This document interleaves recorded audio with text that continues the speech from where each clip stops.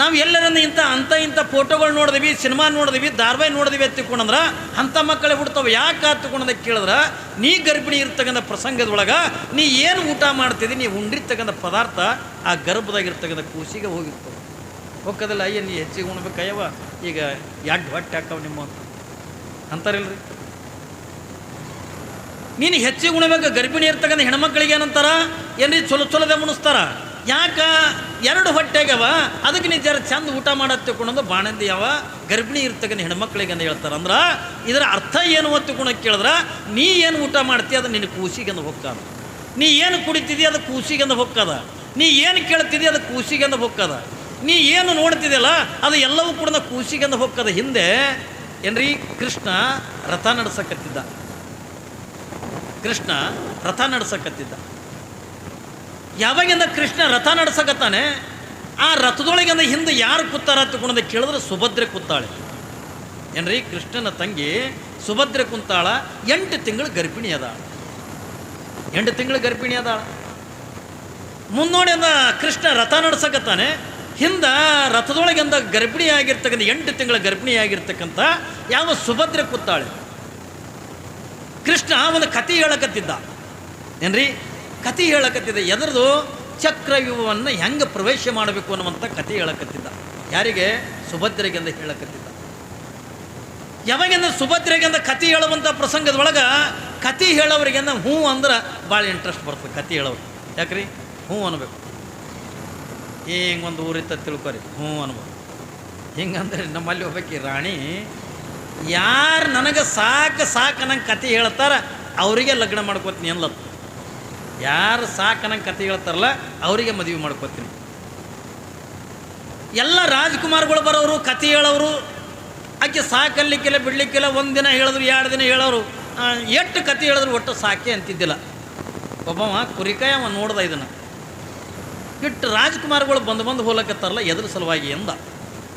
ಅವಾಗ ಅಲ್ಲಿವ್ರು ಅಂದರು, ಇಲ್ಲ ರಾಣಿಗೆ ರಾಜ್ಕುಮಾರಿಗೆ ಅಂದ್ರೆ ಯಾರು ಸಾಕು ನಂಗೆ ಕತೆ ಹೇಳ್ತಾರ ಅವರಿಗೆ ಮದುವೆ ಮಾಡ್ಕೋತಾಳತ್ತ. ನಾ ಹೇಳಿದ್ರೆ ಅದು ಸಾಕು ನಂಗೆ ಕತೆ ಹೇಳಿದ್ರೆ ನಾನು ಮಾಡ್ಕೋತಾಳೇನು ಒಂದು ಮಾಡ್ಕೋತಾರೆ. ಅದ್ರಾಗೇನು ಸಾಕು ನಂಗೆ ಕತೆ ಹೇಳಬೇಕು, ರಾಜ್ಕುಮಾರೇ ಬೇಕು ಅನ್ನುವಂಥದ್ದು ಏನಿಲ್ಲ. ಯಾರು ಸಾಕು ನಂಗೆ ಅಂದ್ರೆ ಕತೆ ಹೇಳ್ತಾರಲ್ಲ ಅವ್ರಿಗೆ ಮಾಡ್ಕೋತೀನಿ ಮದುವೆ ಎತ್ತಿಕೊಂಡಂದು ಹೇಳ.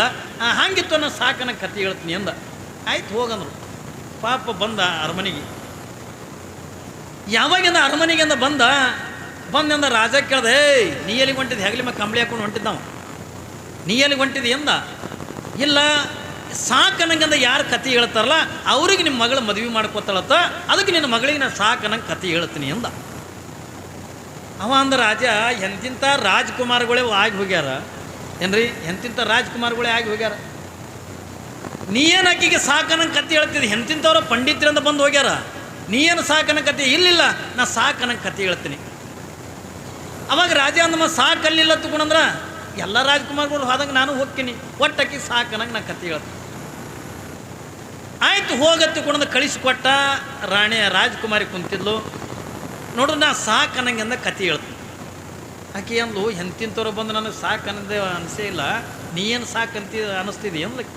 ಇಲ್ಲ ನಾ ಹೇಳ್ತೀನಿ ಕತೆ, ಸಾಕು ಅನ್ನಂಗಂದ ಹೇಳ್ತೀನಿ. ಸಾಕು ಅಂದ ಬಳಕನೇ ಎದ್ದು ಹೋಗ್ತೀನಿ. ಆಯಿತು ಹೇಳು. ಆದ್ರೆ ಇವ ಏನಂದ ಒಂದು ಕಂಡೀಷನ್, ನಾ ಕತೆ ಹೇಳ್ತೀನಲ್ಲ ನೀ ಹ್ಞೂ ಅನ್ಬೇಕು. ಏನ್ರಿ ನಾ ಕತೆ ಹೇಳ್ತೀನಿ, ನೀ ಹ್ಞೂ ಅನ್ಬೇಕು. ಆಯ್ತು ಹ್ಞೂ ಅಂತೀನಿ.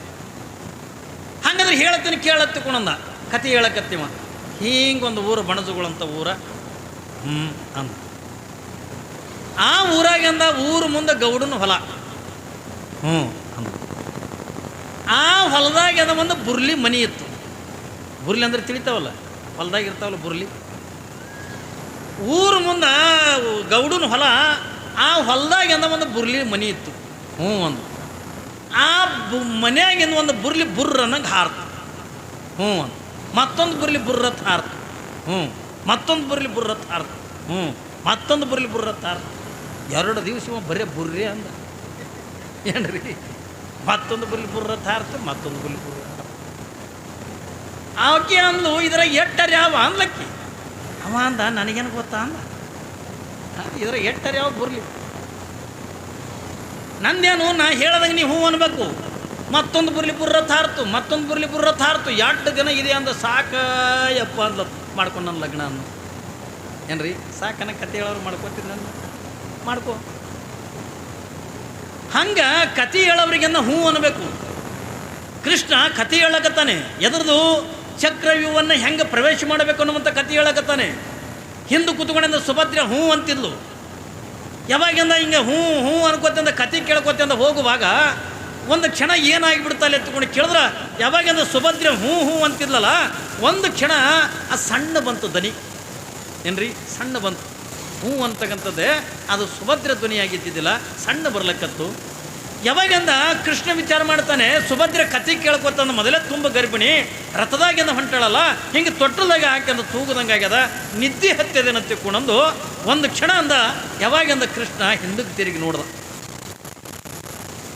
ಯಾವಾಗಿಂದ ಕೃಷ್ಣ ಹಿಂದಕ್ಕೆ ತಿರುಗಿ ನೋಡ್ದ, ಅವಾಗ ಸುಭದ್ರೆಗಿಂದ ಆನಂದ ನಿದ್ದೆ ಹತ್ತಿತ್ತು ಏನ್ರಿ, ಆನಂದ ನಿದ್ದೆ ಮಾಡಕತ್ತಿದ್ದ. ಯಾಕೆ ರಥದಾಗಿಂದ ಕುಂತಾಳ, ತುಂಬ ಗರ್ಭಿಣಿಯಾದ ಆಳ. ಹಿಂಗೆ ರಥ ಹೆಂಗಂದ ಹೋಗ್ಕದಲ್ಲ, ಹಂಗಂಗೆ ತೊಟ್ಟಲ್ದಾಗ ಹಾಕಿಂದ ತೂಗುದಂಗೆ ಆಗಿಬಿಟ್ಟದ. ಅವಾಗಿಂದ ಸುಭದ್ರೆಗಿಂದ ಜೋರು ನಿದ್ದೆ ಹತ್ತಿಬಿಟ್ಟದ, ಆನಂದ ನಿದ್ದೆ ಹತ್ತಿಬಿಟ್ಟಿದ್ದ. ಮತ್ತು ಸಣ್ಣ ಧ್ವನಿ ಬರ್ತಿತ್ತಲ್ಲ ಹ್ಞೂ ಅನ್ನೋದು ಏನ್ರಿ, ಸಣ್ಣ ಧ್ವನಿ ಬರೋದು ಯಾರ್ದು ಒತ್ತುಕೊಂಡ ಕೇಳಿದ್ರೆ ಏನ್ರಿ, ಗರ್ಭದೊಳಗಿರ್ತಕ್ಕಂಥ ಏನು ಅಭಿಮನ್ಯು ಅಂತಕ್ಕಂಥ ಏನು ಹುಡ್ತಾನಲ್ಲ, ಆ ಅಭಿಮನ್ಯುಂದಾಗ ಹೊಟ್ಟೆಗೆ ಕೂತ್ಕೊಂಡಂದ ಕೃಷ್ಣನ ಕತೆ ಕೇಳಂದ ಹ್ಞೂ ಅಂತಿದ್ನತ್ತ ಏನ್ರಿ, ಹ್ಞೂ ಹ್ಞೂ ಅಂತಿದ್ದ. ಯಾರು ಗರ್ಭದೊಳಗಿರ್ತಕ್ಕಂಥ ಕೂಸ ಹ್ಞೂ ಅಂತಿತ್ತದ. ಇದರ ಅರ್ಥ ಏನು ಒತ್ತುಕೊಂಡು ಕೇಳಿದ್ರೆ, ನೀವು ಏನು ಕೇಳ್ತೀರಿ ಅದೆಲ್ಲವೂ ಕೂಡ ಕೂಸಿಗೆ ಮುಟ್ತದೆ. ನೀವು ಏನು ಉಣ್ತೀರಿ ಅದು ಕೂಸಿಗೆ ಮುಟ್ತದೆ.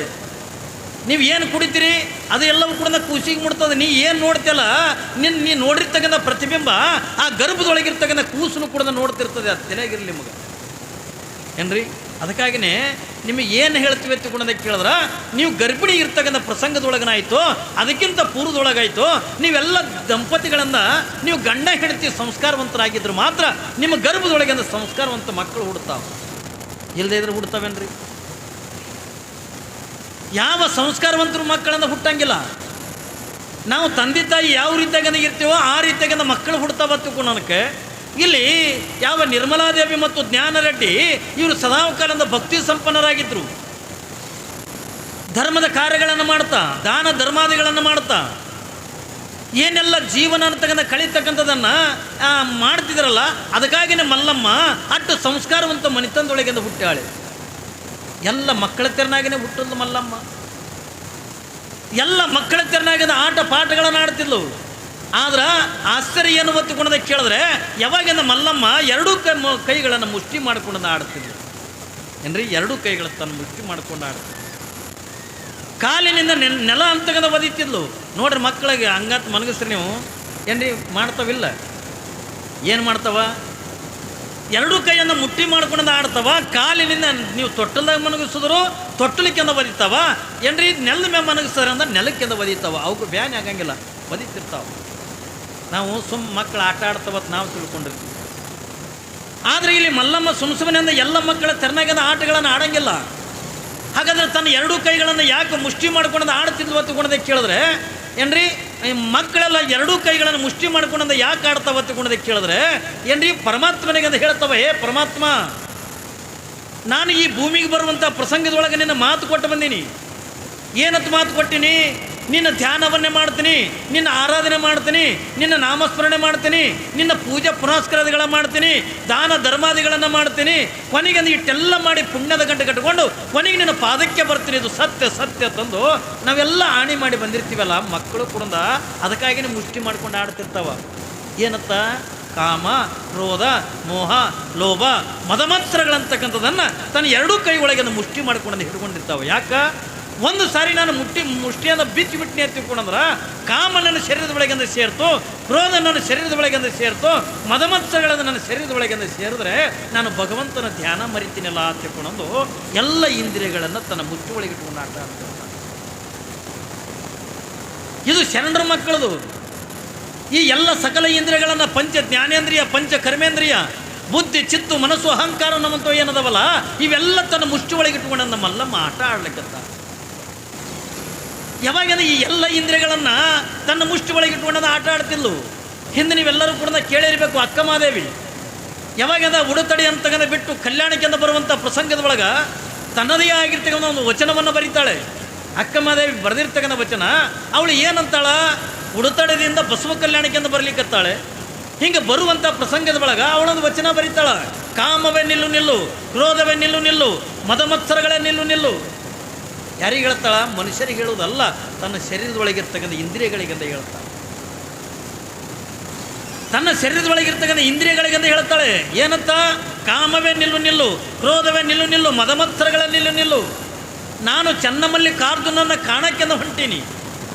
ನೋಡು, ಅಪ್ಪಿತಪ್ಪಿ ಅಂದ ನನಗೆಂದ ಕಾಮ ಕಾಡ್ತು ತಿಳ್ಕೊಂಡಂದ್ರೆ ನನಗೆ ಮಲ್ಲಯ್ಯನನ್ನು ಕಾಣಲಿಕ್ಕೆಂದ ಆಗಂಗಿಲ್ಲ. ಕ್ರೋಧ ಕಾಡ್ತು ಅಂತಂದ್ರೆ ನನಗೆ ಮಲ್ಲಯ್ಯನನ್ನು ಕಾಣಕ್ಕೆಂದ ಆಗಂಗಿಲ್ಲ. ಮದಮತ್ಸರಗಳಿಂದ ಕಾಡಿದ್ರೆ ನನಗೆ ಮಲ್ಲಯ್ಯನನ್ನು ಕಾಣಲಿಕ್ಕೆಂದ ಆಗಂಗಿಲ್ಲ. ಅದಕ್ಕೆ ನನಗೆ ಎಲ್ಲ ಇಂದ್ರಿಯಗಳು ನೀವು ಇಲ್ಲೇ ನಿಂದಿರಿ ನಾನು ಚನ್ನಮಲ್ಲಿಕಾರ್ಜುನ ಕಾಣಬೇಕಂತ ತಿಳ್ಕೊಂಡಂದು ಹೆಂಗ ಅಕ್ಕಮಹಾದೇವಿ ಅಂದ ವಚನ ಅಂತಕ್ಕಂಥ ಬರಿತಾಳೋ ಹಾಗಿಲ್ಲಿ ಮಲ್ಲಮ್ಮ ತನ್ನ ಬಾಲ್ಯದೊಳಗಿನ ತನ್ನ ಎಲ್ಲ ಇಂದ್ರಿಯಗಳನ್ನು ತನ್ನ ಮುಷ್ಟಿ ಒಳಗಿಂದ ಇಟ್ಕೊಂಡಂದು ಆಟ ಆಡ್ತಾಳೆ. ಕಾಲಿನಿಂದ ತೊಟ್ಟಿಲವನ್ನು ಒದಿತಾಳೆ. ಮಲ್ಲಮ್ಮ ಆಟ ಆಡಬೇಕಾದ್ರೆ ಕಾಲಿನಿಂದ ತೊಟ್ಟಿಲವನ್ನು ಒದಿತಾಳೆ. ಎದಕ್ಕೆ ಒದಿತಾಳ? ಎಲ್ಲ ಮಕ್ಕಳು ಕೂಡ ಒದಿತಾವ. ಯಾಕೆ ಒದಿತಾವ ತಿಳ್ಕೊಂಡೆ ಕೇಳಿದ್ರೆ, ಮಾಯೆ ಅವಳ ಶರೀರದೊಳಗಿಂದ ಪ್ರವೇಶ ಮಾಡ್ತಿರ್ತದಲ್ಲ, ಹಿಂಗೆ ಶರೀರದೊಳಗಿಂದ ಪ್ರವೇಶ ಮಾಡಬೇಕಾದ್ರೆ ಆ ಮಲ್ಲಮ್ಮ ಕಾಲಿನಿಂದ ಮಾಯೆಯನ್ನು ಒದಿತಿರ್ತಾಳ. ಏನ್ರಿ? ಮಲ್ಲಮ್ಮ ತನ್ನ ಕಾಲಿನಿಂದ ಮಾಯೆಯನ್ನು ಒದಿತಿರ್ತಾಳ. ಯಾಕ? ನಾನು ಮಲ್ಲಯ್ಯನನ್ನು ಒಲಿಸ್ಕೋಬೇಕು, ನಾನು ಮಲ್ಲಯ್ಯನ ಧ್ಯಾನ ಮಾಡಬೇಕು, ನಾನು ಮಲ್ಲಯ್ಯನ ಆರಾಧನೆ ಮಾಡಬೇಕು, ನನ್ನ ಶರೀರದೊಳಗೆ ನೀ ಬರಬೇಡ, ನೀ ಬಂದು ಎತ್ತುಕೊಂಡಂದ್ರೆ ನನಗೆ ಯಾವುದು ಕೂಡ ಮಾಡೋಕ್ಕಾಗಂಗಿಲ್ಲ, ನನ್ನ ಶರೀರದೊಳಗೆ ನೀ ಬರಬೇಡ ಎತ್ತುಕೊಂಡಂದು ಕಾಲಿನಿಂದ ಮಾಯಿಯನ್ನು ಒದಿತಿಲ್ಲತ್ತೆ ಮಲ್ಲಮ್ಮ.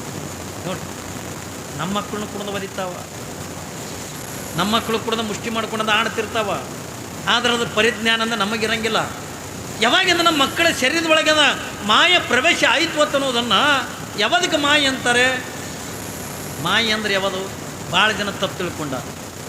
ಇದೇ ನಿಮ್ಮ ಸೊನ್ನಲಿಗೆ ಸಿದ್ದರಾಮ ಶಿವಗಳು ಒಂದು ಮಾತು ಹೇಳ್ತಾರೆ, ಹೆಣ್ಣು ಮಾಯಿ ಅಲ್ಲ, ಹೆಣ್ಣಿನನ್ನೇ ಮಾಯಿ ಎತ್ತುಕೊಂಡು ನಾವು ತಿಳ್ಕೊಂಡಿರ್ತೀವಲ್ಲ. ಸೊನ್ನಲಿಗೆ ಸಿದ್ದರಾಮ ಶಿವಗಳು ಒಂದು ಮಾತು ಹೇಳ್ತಾರೆ, ಹೆಣ್ಣು ಮಾಯಿ ಅಲ್ಲ, ಹೊನ್ನು ಮಾಯಿ ಅಲ್ಲ, ಮಣ್ಣು ಮಾಯಿ ಅಲ್ಲ, ಮನದ ಮುಂದಣದ ಆಸೆಯ ಮಾಯಿ ಕಪಿಲ ಸಿದ್ಧ ಮಲ್ಲಿಕಾರ್ಜುನ. ನೋಡಿ, ಸಿದ್ದರಾಮೇಶ್ವರ ಹಂಗೆ ಹೇಳ್ತಾರೆ. ನಾವು ಹೆಣ್ಣಿನನ್ನು ಮಾಯಿ ಎತ್ತುಕೊಂಡಂತೀವಿ, ಹೆಣ್ಣು ಮಾಯಿ ಅಲ್ಲ. ಅವರು ಇನ್ನೊಂದು ವಚನದೊಳಗೆ ಒಂದು ಮಾತು ಹೇಳ್ತಾರೆ, ಹೆಣ್ಣು ಮಾಯಿ ಅಲ್ಲ, ಹೆಣ್ಣು ರಕ್ಕಸಿ ಅಲ್ಲ, ಹೆಣ್ಣು ಸಾಕ್ಷಾತ್ ಕಪಿಲ ಸಿದ್ಧ ಮಲ್ಲಿಕಾರ್ಜುನ. ಹೆಣ್ಣಿನನ್ನು ಸಿದ್ದರಾಮ ಶಿವಗಳು ಎದಕ್ಕೆ ಹೋಲಿಸ್ತಾರ? ಹೆಣ್ಣು ಮಾಯಿ ಅಲ್ಲ, ಹೆಣ್ಣು ರಕ್ಕಸಿ ಅಲ್ಲ, ಹೆಣ್ಣಂದ್ರೆ ಏನು ಹೊತ್ತುಕೊಂಡು ಕೇಳಿದ್ರೆ ಸಾಕ್ಷಾತ್ ಪರಮಾತ್ಮನ ಅವತಾರನೇ ಈ ಜಗತ್ತಿನೊಳಗಿಂದ ಹೆಣ್ಣದ ಹತ್ತುಕೊಂಡು ಅನ್ನುವಂಥದ್ದನ್ನು ಸಿದ್ದರಾಮ ಶಿವಗಳದ ಹೇಳ್ತಾರೆ. ಪರಮಾತ್ಮನ ಅವತಾರ. ಇಲ್ಲಿ ಮಾಯಿ ಎತ್ತುಕೊಂಡಂದ್ರೆ ನಾವೇನು ತಿಳ್ಕೊಂಡ್ವಿ? ಹೆಣ್ಣಿಗೆಂದ ಹೋಲಿಸ್ತೀವಿ. ಆದರೆ ಹೆಣ್ಣು ಮಾಯಿ ಅಲ್ಲ. ಸಿದ್ದರಾಮ ಶಿವಗಳ ಮಾತಿಗೆ ಅನುಗುಣವಾಗಿ ನಮಗೇನು ಆಸೆ ಅಂತಕ್ಕಂಥದ್ದು ಏನೈತಲ್ಲ, ಆಸೆ ಅಂತಕ್ಕಂಥದ್ದು ಮಾಯನೇ ಹೊರತಾಗಿ ಹೆಣ್ಣು ಮಾಯಿ ಅಲ್ಲ. ನಾವೇನು ಆಸೆ ಪಡ್ತೀವಲ್ಲ ಏನ್ರಿ, ಬೇಕು ಬೇಕು ಬೇಕು. ಈ ಜಗತ್ತಿನೊಳಗಂದ್ರೆ ಶ್ರೀಮಂತರು ಯಾರು, ಬಡವರು ಯಾರು ಒತ್ತುಕೊಂಡೋದಕ್ಕೆ ಕೇಳಿದ್ರೆ ಬಹುಶಃ ನೀವೆಲ್ಲರೂ ಕೂಡ ಕಲ್ಪನಾ ಮಾಡ್ಕೋರಿ. ಯಾರಿಗೆಂದು ಶ್ರೀಮಂತರು ಇರ್ಬೇಕಂತಕೊಂಡೋದಕ್ಕೆ ಕೇಳಿದ್ರೆ ಯಾವ ಸಾಕಂತಾನ ಅವ ಶ್ರೀಮಂತ, ಯಾವ ಬೇಕಂತಾನಲ್ಲ ಅವನೇ ಬಡವ. ದೇವ್ರ ಮುಂದೆ ಹೋಗಿ ಬೇಡ್ಕೋತಿರಿಲ್ಲ ಏನ್ರಿ? ಮಲ್ಲಯ್ಯನ ಗುಡಿಗೆ ಬಂದು 2 ಕೌಂಟ್ ನಾರ ಊದಿನ ಕಡೆ ತೊಗೊಂಡು ಬಂದು ಏನ್ರಿ, ಮಲ್ಲಯ್ಯನ ಗುಡಿ ಬಾಗಿಲಿಗೆ ಜೀಟ್ಗಲ್ ಕೊಟ್ಟು ಅದೇ ದೀಪಕ್ಕೆ ಹಚ್ಚೋದು, ಅಲ್ಲೇ ಜೀಟ್ಗಲ್ ಕೊಟ್ಟು ಬೆಳಗೋದು. ನಮ್ಮ ಮನೆಗೆ ಶ್ರೀಮತಿಗೆ ಬರಬೇಕು, ನಮ್ಮೇ ಊರಾಗ ಕೊಟ್ಟು ಶ್ರೀಮಂತರಾಗಬೇಕು ಏನ್ರಿ. ನನ್ನ ಗಂಡಗೆ ಒಳ್ಳೇದಾಗಲಿ, ನನ್ನ ಹೆಂಡತಿಗೆ ಒಳ್ಳೇದಾಗಲಿ, ನನ್ನ ಮಕ್ಕಳಿಗೆ ಒಳ್ಳೇದಾಗಲಿ, ನಮ್ಮ ಮನೆಯೇ ಶ್ರೀಮಂತ ಆಗ್ಬೇಕಂತಕೊಂಡು ಶ್ರೀಮಂತ ಇದ್ದವನು ಕೂಡ ಬಂದು ಮಲ್ಲಯ್ಯನ ಬಳಿ ಬೇಡ್ಕೋತಾನಲ್ಲ ಅವ ನಿಜವಾಗಿರ್ತಕ್ಕಂಥ ಬಡವ. ಯಾರಿಗೆಂದು ಶ್ರೀಮಂತರಬೇಕಂತಕೊಂಡು ಕೇಳಿದ್ರೆ ಈ ರೊಕ್ಕ ರೂಪಾಯಿ ಬಂಗಾರ ಬೆಳ್ಳಿ ಇದು ಏನು ಇದ್ದವಂದ ಈ ಊರಾಗ ಯಾರ್ರೀ ಶ್ರೀಮಂತರ ಹತ್ಕೊಂಡು ಕೇಳಿದ್ರೆ ನಮ್ಮ ಊರಾಗ ಒಬ್ಬನೇ ಅದನ್ರಿ ಅಪ್ಪ ಅವರು.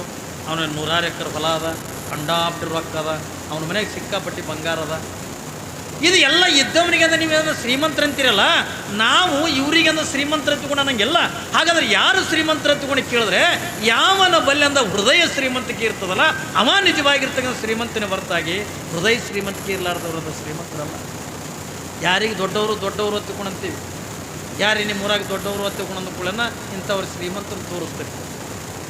ಅವ್ರು ಶ್ರೀಮಂತನ ತೋರಿಸಿ ಇವರೇ ನಮ್ಮ ಊರಿಗಂದ ದೊಡ್ಡವರು ಹತ್ತುಕೊಂಡ್ರ ಅವರು ದೊಡ್ಡವರು ಆಗಂಗಿಲ್ಲ.